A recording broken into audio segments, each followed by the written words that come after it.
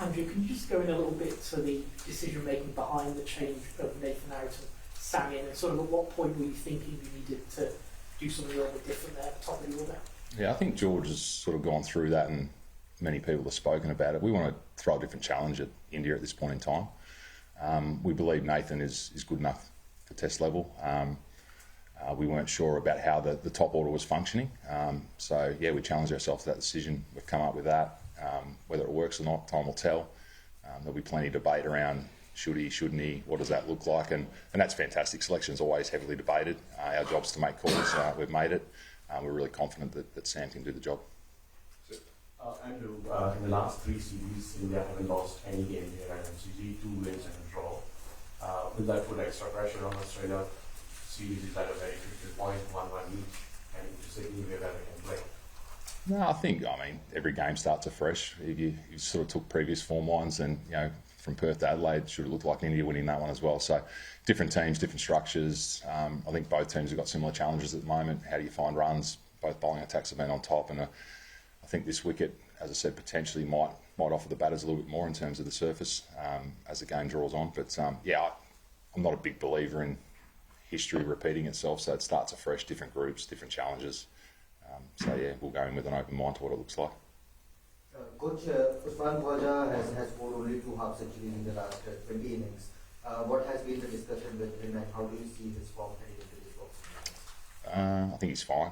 I think Usman's not a concern. I think the way he's preparing, the way he's going about his work, I think the runs will come.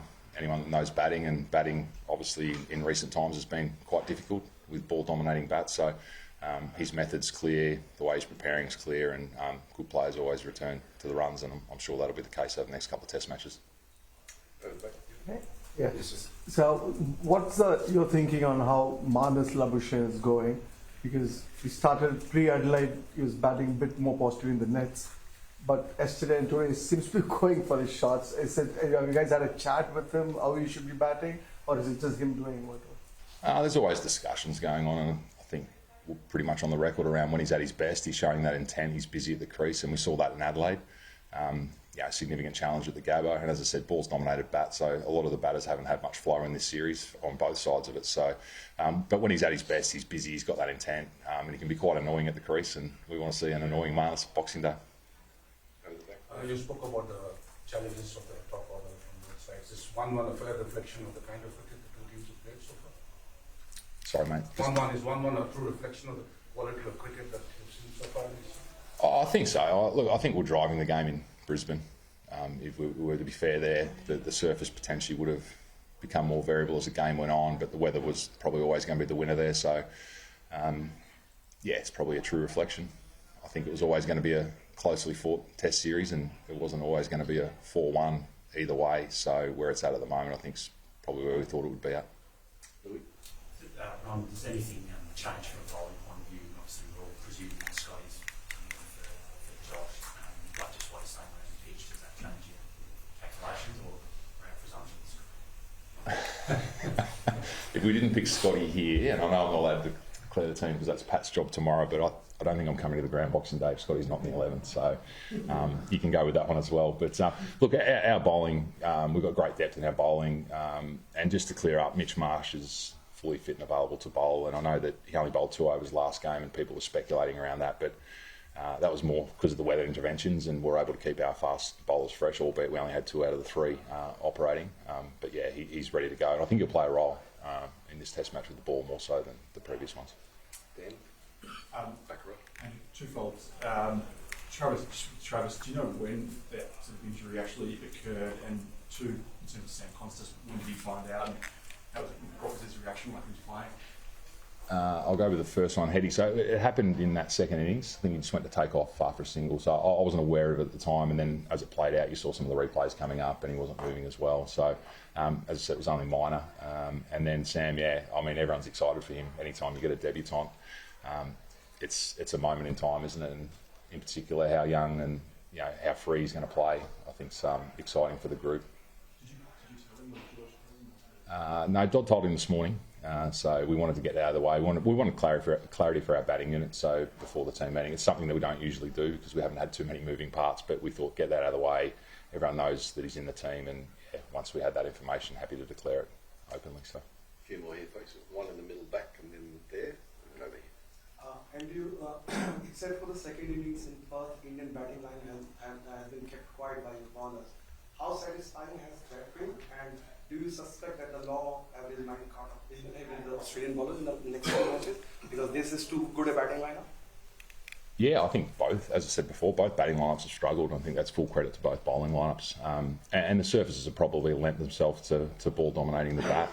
And that's no different to the previous summers we've had here. So, yeah, I mean, India's got a dangerous batting lineup. I think there'll be a recalibration somewhere in the next couple of test matches for both batting lineups. And I think the key thing is once you're in, and as we saw with Steve and Travis at the Gabba, like once you get an opportunity and get in, you can't afford to expose a new batter, and they were able to elongate that partnership, which basically gave us control of the game. So that's going to be the challenge when someone gets in, just go big. On the left. Coach, after the Brisbane game, the last day and a half, when India kind of pulled off and managed to avoid the follow-on, then what they did with the ball, did the mood change inside the Australian dressing room? What were the discussions like?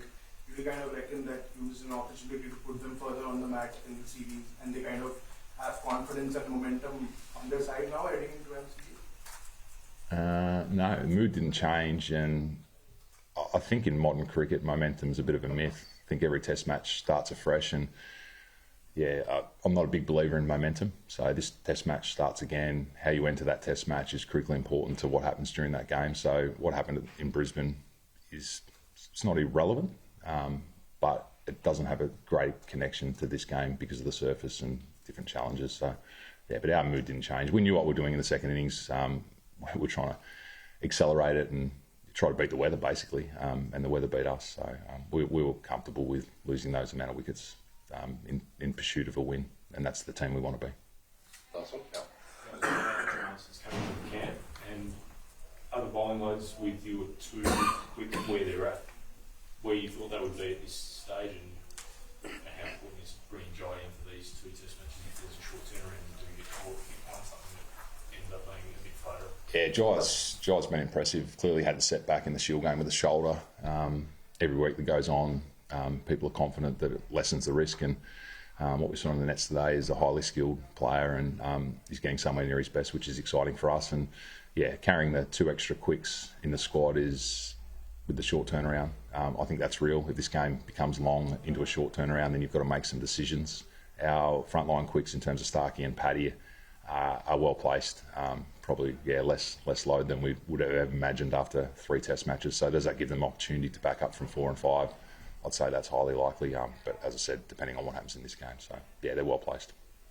Excellent. Thanks, everyone. Thank you. Thank you. Merry Christmas, everyone. Have a good one. Confirmation there from Andrew McDonald, the Australian coach, that Sam Konstas will be making his big debut at the Boxing Day Test at just 19 years of age. He said yesterday when he was speaking to the media that his parents will be there.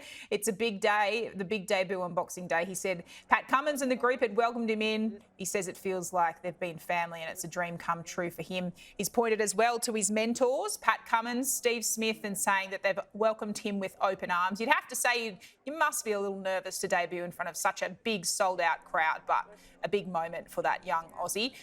Captain Pat Cummins, he will announce the rest of the team tomorrow, so we'll get more confirmation on that ahead of the big Boxing Day Test.